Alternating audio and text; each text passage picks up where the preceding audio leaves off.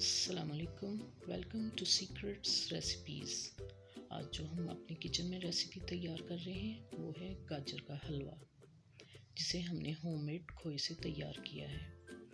तो आप देख सकते हैं, इसके लिए हमने 2 kg गाजरें ली हैं और उसको ग्रेट कर लिया है। एक कढ़ाई में हम ऑयल डालेंगे और उसमें 3 अदद जो है सब्ज़ इलायची डाल के कड़कड़ाएंगे। फ्लेम इसका आपने हाई रखना है और आपने ये गाजरें जो हैं सारी इसके अंदर शामिल कर देनी है और इसका पानी जब तक खुश्क ना हो जाए उस वक्त तक आपने इसको हाई फ्लेम पे पकाना है। और फिर बाद में हम इसमें जो है बाकी चीज़ें शामिल करेंगे। तो ट्रे को आप अच्छी तरह साफ़ कर लें।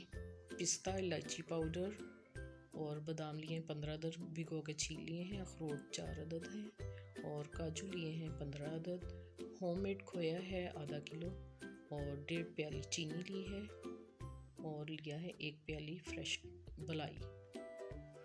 तो अब हम इनको ड्राई रोस्ट करेंगे 1 मिनट के लिए। बिल्कुल लो फ्लेम पे, पैन हमारा गर्म था और बिल्कुल लो फ्लेम पे हम करेंगे इसको। और अब अखरोट करेंगे और इसको भी आपने 1 मिनट बिल्कुल लो फ्लेम पे रोस्ट करना है ताकि ये क्रिस्पी हो जाए। तो अब हम दोबारा से इसको पैन को रखेंगे और काजू करेंगे रोस्ट 1 मिनट के लिए। इसको बिल्कुल लो फ्लेम पे करेंगे और इसको निकाल लेंगे। और अब हम दूसरी साइड पे इसमें चम्मच चलाएंगे और इलायची पाउडर डालेंगे जो 1/2 टीस्पून है और मलाई डालेंगे 1 प्याली। और इसमें अब हम चीनी शामिल कर देंगे और अच्छी तरह इसको मिक्स करेंगे हाई फ्लेम पे। इसको अच्छी तरह से चम्मच चलाना है ताकि ये जो जल ना जाए। और इसका पानी खुश्क हम हाई फ्लेम पे करेंगे और अच्छी तरह से इसको मिक्स करेंगे। ये देखें आप। अब हम इसमें ड्राई फ्रूट्स शामिल कर देंगे और फ्लेम को हमने हाई रखना है। इसका पानी जो है बिल्कुल खुश्क हो जाए और इसको अच्छे से मिक्स करेंगे हम। अब हम इसमें खोया शामिल करेंगे। होममेड खोया है।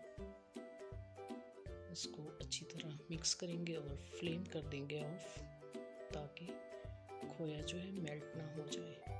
और इसको डिश आउट करेंगे।